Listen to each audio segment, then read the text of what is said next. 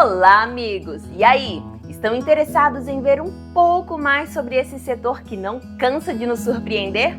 Pois a gente segue firme em busca de tudo o que faz do nosso agro um espetáculo para o mundo. Confira os principais assuntos de hoje. Tudo sobre a criação de abelhas. Quer plantar repolho? A gente te ensina. Como o produtor pode superar os desafios do clima?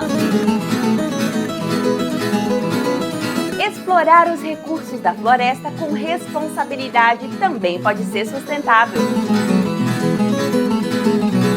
Começa agora o programa Revista Rural, a sua revista eletrônica do agronegócio.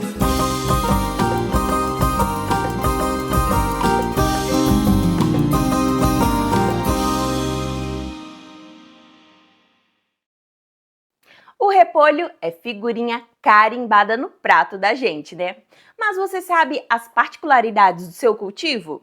Para saber disso, a gente foi atrás de quem realmente manja do assunto. De alta adaptabilidade climática e genética trabalhada e avançada, o repolho faz parte do dia a dia do brasileiro. O repolho verde, por exemplo, hoje se planta no Brasil inteiro e durante o ano todo. E para obter bons resultados, é importante acertar na escolha da variedade cultivada.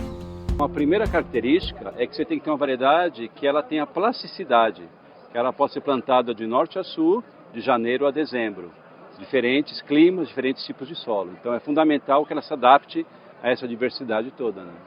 E essa adaptação, ela ocorre hoje no Brasil em alta qualidade? Ocorre porque o que nós fazemos é tropicalizar a genética, né? Então nós trouxemos para o Brasil materiais altamente adaptados ao clima tropical brasileiro. Quando a gente fala clima tropical, nós estamos falando de chuva e de sol, calor e umidade o tempo inteiro. Então as variedades têm que estar adaptadas a essa questão. Questões de manejo, Paulo, quais são hoje no repolho verde, né? Pensando no repolho verde, quais são as principais características de manejo que o produtor tem que ter, seja qual for o solo, seja qual for o clima dele? Sim, o repolho ele é uma brássica, né? Então ele precisa principalmente de alguns pontos importantes, uma calagem de solo bem feita, um pH bem adequado, né? A parte nutricional também bem adequada a ele. Não é uma planta que exige muita nutrição, né? Mas ela precisa estar bem equilibrada. E o ponto importante é espaçamento também. Para cada região, para cada variedade, o espaçamento tem que ser muito bem observado, né? Falando das características físicas, né? A gente está vendo aqui a tua volta e você tem aí para mostrar para a gente, é uma folha muito grande, né? Que vai dar aquele repolho fechadinho. Se você puder falar dessas características que a gente está vendo aqui, seria bacana. Tá. Bom, nós temos que ter, primeira coisa, né? Nós temos que ter uma proteção de cabeça para que a gente depois, na parte de comercialização, a gente vai então fazer a toalete, retirar as folhas externas e nós vamos ter no centro, né, um produto de altíssima qualidade, tá? Compacidade é um outro ponto super importante, porque o repolho ele é produzido e transportado a longa distância e nós sabemos que o sistema de comercialização é um sistema mais rústico. Então a gente trabalha com o repolho, por exemplo, que tem uma alta compacidade. A compacidade é dada por número de folhas que vão se sobrepondo e com isso a gente tem uma planta muito firme. Então você pode ter cabeças que são colocadas empilhadas em sacos e assim mesmo com esse transporte e com essa comercialização um pouco mais rústica, né, ainda você consegue manter qualidade no produto final. E um ponto também super importante, o repolho tem uma doença, uma bactéria, que é a Xanthomonas, né, que afeta muito, porque ele deixa amarelo as folhas externas e acaba afetando o produto final. Esse material é altamente resistente a Xanthomonas, né, o que é uma característica importante para um clima tropical, onde você tem alta temperatura e alta umidade. Para quem quer começar o plantio do repolho verde, o especialista dá dicas valiosas. Eu acho que é começar bem a cultura. Começar bem a cultura quer dizer o seguinte, um solo que esteja numa condição ideal, né? tanto físico como nutricional. Então, com calagem, com uma boa adubação inicial, um solo bem preparado, e a muda é muito importante, né? Porque nós estamos entregando para o produtor uma semente de altíssima qualidade. Então, ele também tem que fazer uma muda de alta qualidade, isenta de qualquer tipo de problemas, né? E com essa muda de alta qualidade, ele aí dá um start legal na cultura dele, né? Dá para ganhar dinheiro plantando? Dá para ganhar dinheiro. Se tiver uma boa gestão, se seguir esses passos que a gente comentou, com uma variedade que esteja bem adaptada, né? Realmente ele vai ganhar, mesmo que o preço final não esteja tão alto, mas a produtividade e a qualidade se paga no final.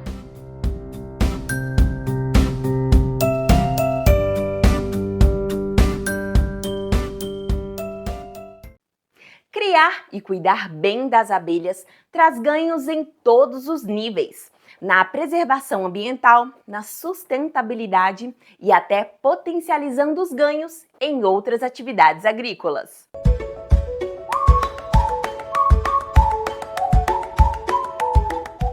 Esbanjando eficiência no trabalho de polinização, as abelhas também são importantes no desenvolvimento de produtos medicinais e nutricionais. E hoje nós vamos conhecer as abelhas europeias. Aqui nós desenvolvemos o trabalho com apicultura racional, né? Focado geralmente no processo de seleção de rainhas, e a nossa especialidade é a renovação de apiários, ou seja, renovar os ninhos das abelhas. E quais são as principais características das abelhas europeias? Uma das características primordiais, a não enxameação. As europeias, as mestiças, elas não enxameiam. Se você der espaço e condições para elas trabalharem, a tendência dela, o objetivo dela principal é sair, trabalhar e armazenar alimentação. Até porque, dentro do, se a gente for pegar na Europa, 6 meses de frio, 6 meses de sol, entre aspas, então elas vão trabalhar ali durante 4 meses apenas e vão armazenar. Aqui nós estamos num país de clima tropical, né? Então praticamente elas têm o ano inteiro para trabalhar. Elas também apresentam uma higiene de comportamento muito grande. Elas são muito organizadas, cada uma ali na sua função. Você abre as colônias, o fundo está limpinho, sequinho, elas têm essa preocupação. E a questão da mansidão. Isso para nós é imprescindível, principalmente porque nós temos um trabalho bem direcionado e está atraindo muitas mulheres. Então a questão da mansidão, de você levantar o quadro, conseguir ver a abelha trabalhando. Às vezes você levanta o quadro, pode acontecer hoje, a rainha continua fazendo postura. Então, assim, essa questão de mansidão, não enxameação e o comportamento de higiene, para nós é fundamental. Falando um pouquinho sobre o lugar que vocês escolheram para colocar cada colmeia, qual o lugar ideal para colocar e qual colmeia que vocês usam aqui? Aqui eu utilizo algumas outras colmeias, né? O modelo, por exemplo, Schirmer, que é porque eu trabalho com criação de rainhas. A gente acredita que ela tem, no dia a dia, nos mostra que a temperatura fica melhor, porque é mais aconchegante ali para elas. Eu trabalho com a Langstott, que é reconhecida internacionalmente, que é utilizada, as centrífugas, as mesas desoperculadoras, todo o material apícola é focado na questão das Langstotts, né? E aí a gente tem alguns núcleozinhos, dos quais a gente utiliza, porque às vezes eu preciso colocar rainha para acasalar, princesas para acasalar, e aí a gente chama de núcleos de fecundação. Na propriedade, através da propagação de mudas direcionadas para o inverno, a escassez de alimento causada pela ausência de flores é reduzida. O local para apiário fica aqui a minha maternidade, mas o que a gente orienta para os apicultores, principalmente os iniciantes, quando chega e a gente vai fazer uma visita técnica, a gente observa o pasto apícola. Então temos muito verde, porém a gente não identifica árvores com floradas. Floradas pode ser sazonais, né? Porque não flore tudo de uma vez, iguais às frutíferas. Então eu tenho os cítricos, que é ali no mês de abril, maio, aí depois eu tenho o abacate, e aí vai sazonalmente, a natureza é sábia, né? Elas nos dá os alimentos, as frutas que nós precisamos em determinadas épocas do ano, de acordo com o clima, de acordo com as estações, primavera, verão, outono, inverno. E para as abelhas, elas identificam essas floradas. E para cuidar da saúde delas, quais são os cuidados necessários? Ah, legal. Hoje nós utilizamos, eu costumo dizer que a prevenção é muito melhor do que depois você ter que correr atrás. Então hoje nós trabalhamos com os micro-organismos eficazes, com o EM1, tanto na alimentação das abelhas, principalmente das menores que estão em evolução, bem como na higienização dos quadros, das colmeias quando a gente retira para fazer uma transferência. O material que a gente guarda todo é utilizado EM, faz a captura, micro-organismo ali para as abelhas, porque elas estão em processo de limpeza, estão tirando larvas, estão tirando sujeira.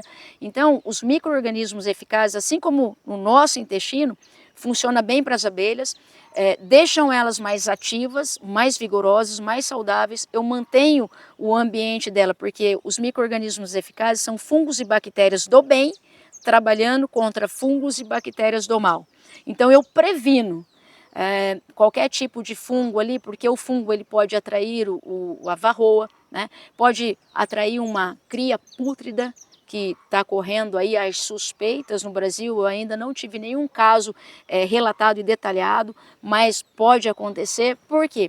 Falta de tratamento e cuidado com as colônias, com os quadros. A troca de quadros, de cera é imprescindível, principalmente para uma boa postura da rainha, para a manutenção da colônia, é a casa delas.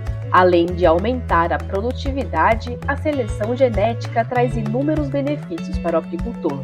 Dentre eles, a redução de enxameamento, também de materiais utilizados no manejo e mão de obra. Se eu tenho uma rainha mestiça, introduzida numa colônia, por exemplo, e ela vai fazer a fecundação de ovos de zangões, esse zangão vai ser filho dela e ele vai ser puro. Então, uma rainha italiana, ela vai praticamente fecundar zangões italianos. E aí eu começo a melhorar o meu apiário, começo a melhorar a mata, porque os zangões, por eles não ter feromônios, ele vai entrar em qualquer colônia do meu apiário e ele pode entrar em qualquer enxame da mata, ele pode entrar em outros apiários que porventura tem aqui na redondeza. Para você ter noção, o zangão vai atrás de uma princesa a mais de 20 quilômetros. Eles não têm feromônio, mas ele tem uma cavidade olfativa muito grande e ele sente o feromônio da princesa e ele vai muito longe atrás. O que eu percebi aqui, com praticamente indo para 6 anos com as mestiças europeias? Eu diminuí a enxameação, não chega mais. Antes chegava no mês de novembro, dezembro, nós recebíamos 7 a 10, 12 colônias enxameadas. Enxergando o potencial do Brasil nesse setor, um dos principais desejos da produtora é o reconhecimento da apicultura como profissão. Se faz por hobby, aí que tem que se preocupar mais ainda, porque elas vão enxameando e acaba concorrendo com as nativas, que são as jataís, mandaçaias, nós temos aí as manduris, que são as abelhas nativas, e também concorre com os próprios apiários. Então, se a gente tiver essa preocupação em formalizar isso, a apicultura deve ser reconhecida como profissão. Aí nós temos países que têm frio, como a Argentina, muito mais tempo que nós, tem uma cordilheira dos Andes passando por lá, e simplesmente eles produzem mais mel do que o Brasil. Por quê? Porque nós não registramos isso. E aí eu falo que não registramos por quê? Porque tem pessoas apicultores aqui, por exemplo, que coletou aí no ano passado, na safra passada, 1 tonelada de mel e simplesmente coloca nos baldes, vai vendendo para o consumidor final, uma quantidade leva para as cooperativas, né? E aí ninguém sabe o que está sendo colhido, o que está sendo produzido.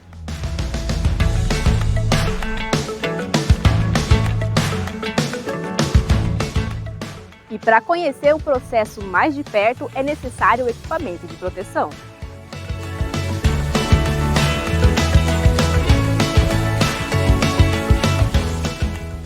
Vamos lá? Aqui nós estamos preparando o fumegador. O fumegador, ele é uma ferramenta, um acessório, uma peça imprescindível para se trabalhar com a apicultura. Pode ser abelha mais mansa, pode ser africanizada, o que for. Tem que usar o fumegador. Por quê? Porque a gente entende que a fumaça, e assim que nos mostra, que acalma as abelhas, elas dá a impressão que está pegando fogo, elas vão lá, começam a papar o alimento, ficam um pouquinho mais tranquila e com papando o alimento, elas não conseguem dobrar o abdômen e dessa forma elas não conseguem atacar ou soltar os seus ferrões. Por esse motivo a gente utiliza a fumaça e aí é uma forma também da gente ter uma facilidade para estar trabalhando e estar manejando. O fumegador precisa ficar bem carregado, a fumaça precisa estar fria, branca e abundante, tá? Aqui a gente só coloca um papelzinho seco, pode ser palha de milho, pode ser um jornalzinho e a serragem. A serragem não pode ser material com resina, com, como é que é o nome daquilo? Verniz. Precisa ser uma serragem crua, para não intoxicar nem as abelhas e nem a nós, ok? Aqui nós vamos fazer um manejo, vou mostrar ali para vocês. É um núcleo, inclusive, de uma aluna, de uma cliente, o qual nós estamos preparando para já poder entregar. Os outros 2 dela já está lá na maternidade, também sendo preparado. Essa nossa aluna, amiga Belks. E aí a gente já vai dar uma olhada como é que está o andamento e a evolução aqui da colôniazinha aqui dela. A gente chega geralmente em qualquer colônia, tá? O fumegador ele vem primeiro. Se vocês puderem, pode chegar mais perto. Elas, inclusive, estão trazendo pólen. Ó, pode ir mais perto. Vocês vão perceber que elas já estão trazendo pólen. O amarelinho ali, ó. Olha ela chegando com a perninha, com a cubícula carregada de pólen. Então, elas estão carregando o pólen, que é a proteína delas. Elas utilizam o pólen para misturar com o mel, assim dá origem à geleia real, que é alimentada a rainha toda a vida dentro da colônia e alimentada às crias até o 6º dia de vida.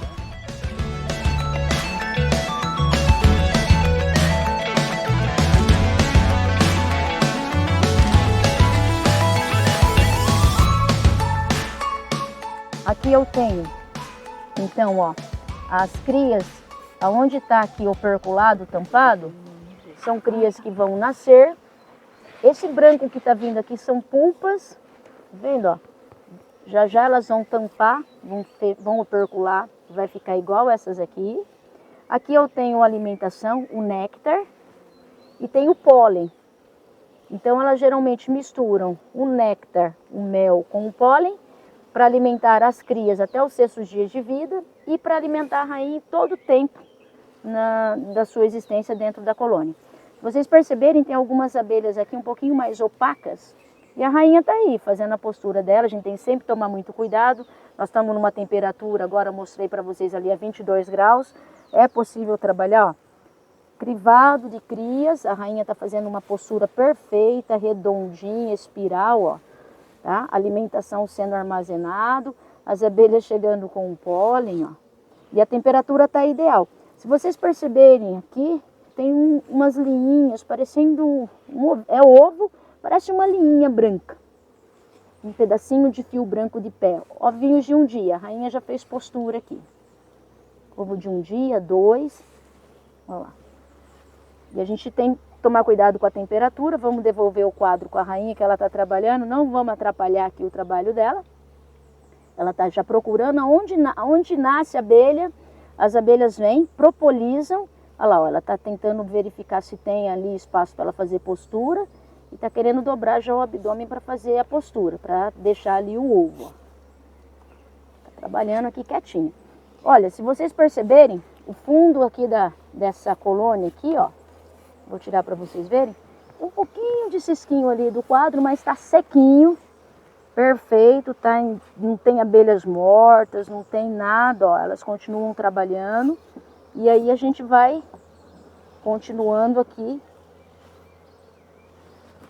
E uma caixinha dessa daí tem quantos mais ou menos de abelhas? Quantas abelhas?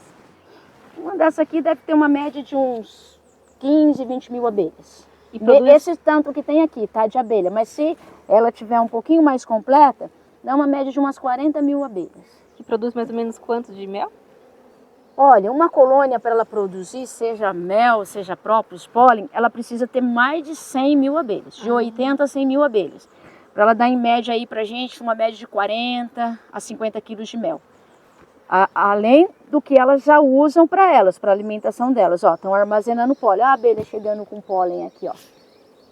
Chegando com pólen, ela já está olhando ali onde ela vai colocar, ó, depois ela armazena e coloca o pólenzinho, ó. Esse aqui recém-chegado, ó, esse amarelinho bem forte lá no fundo, ó. Recém-chegado, ó. Aqui a rainha já fez postura também. Se vocês quiserem chegar um pouquinho mais próximo, olha lá ela fazendo postura ali, ó. Olha lá, ó.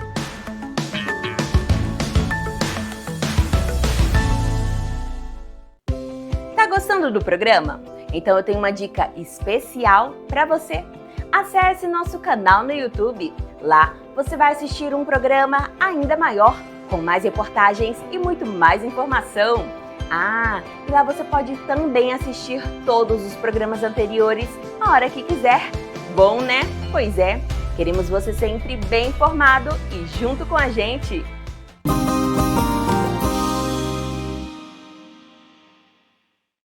O zoneamento de risco climático é uma ferramenta importante para o produtor superar os desafios do clima que muitas vezes insistem em desafiar a produtividade, não importa a região do país.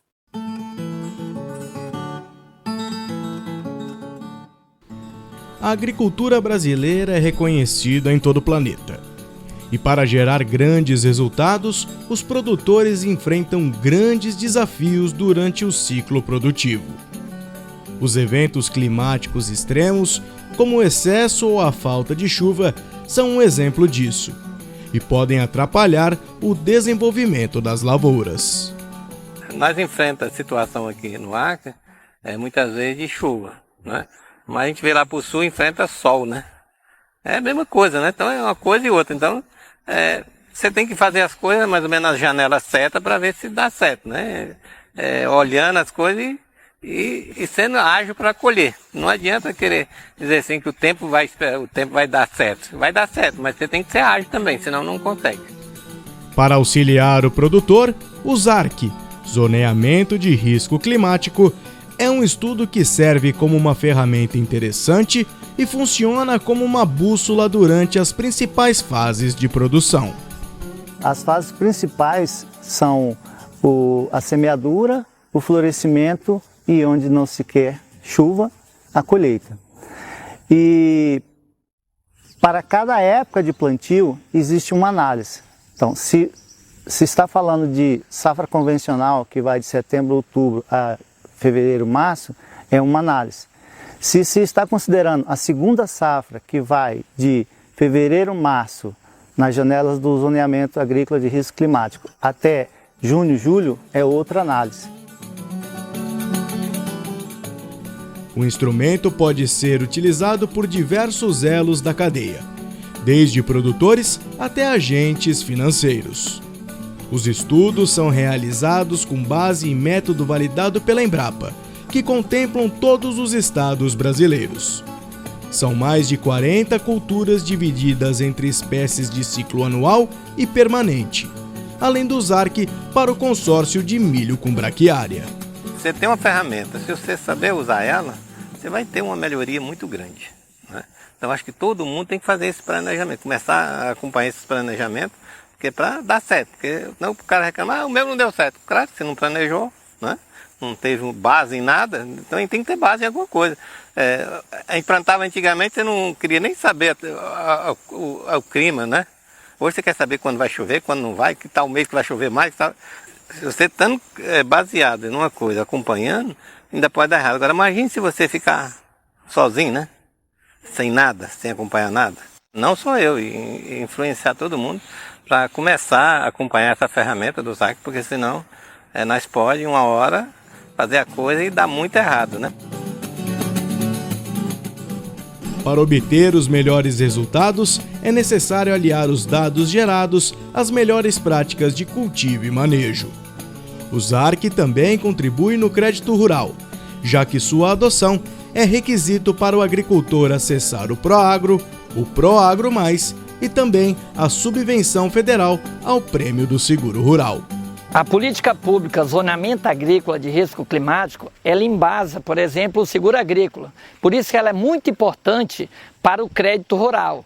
Ela faz com que o produtor rural possa plantar na época mais correta, diminuindo assim a probabilidade de prejuízos, a probabilidade de perdas e danos, tanto no plantio como na colheita.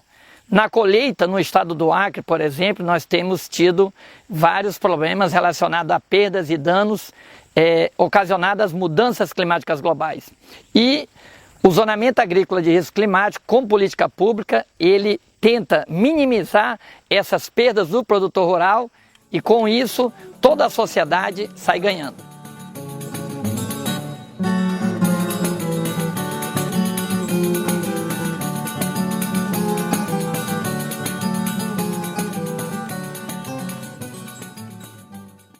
Como explorar a floresta e, ao mesmo tempo, mantê-la exuberante e preservada? É enfrentando este grande desafio que o Instituto Florestas Tropicais vem mudando a vida de muitos moradores da região amazônica.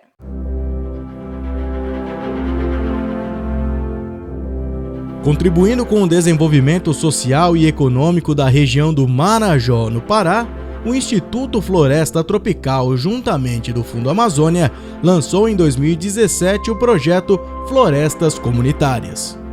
O objetivo da iniciativa foi fortalecer duas cadeias produtivas importantes, a de açaí e a de madeira. Ao longo dos últimos 5 anos, as ações se concentraram em 3 reservas extrativistas, também chamadas de RESEX. São elas Mapuá, Terra Grande Pracuúba e Arioca Proanã.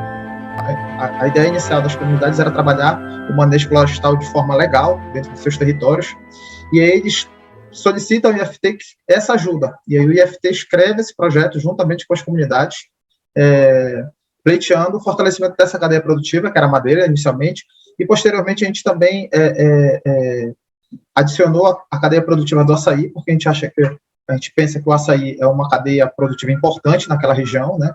O Marajó é um dos principais produtores de açaí na região norte, né? E a gente achava interessante que essas comunidades também trabalhassem essa cadeia produtiva, até para diversificar a sua produção, né? Não trabalhar somente com madeira, mas trabalhar também com outros produtos da sua biodiversidade.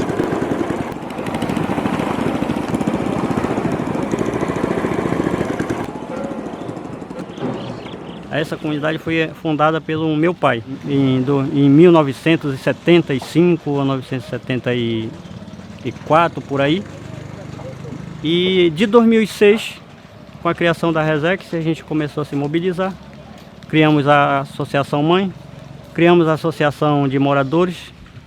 Aí o IFT disse, olha, a gente está vindo aqui porque vocês falaram alguma coisa no passado. E agora a gente está chegando aqui para trazer para vocês um projeto que é a forma agora de a gente criar uma cooperativa. E o povo já estava alinhado com a questão, porque a gente já estava no grupo de trabalho falando sobre essa questão.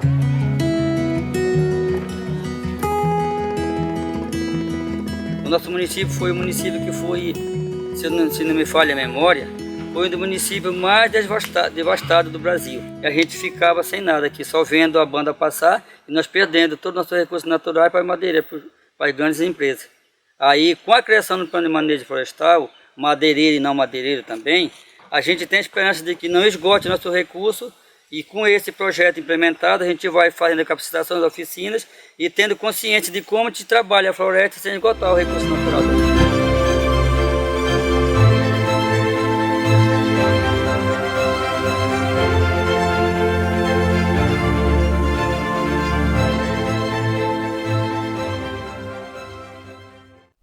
A gente vai ficando por aqui, mas lembre-se, para assistir este ou qualquer programa anterior, basta acessar nosso canal no YouTube. Uma ótima semana e até a próxima!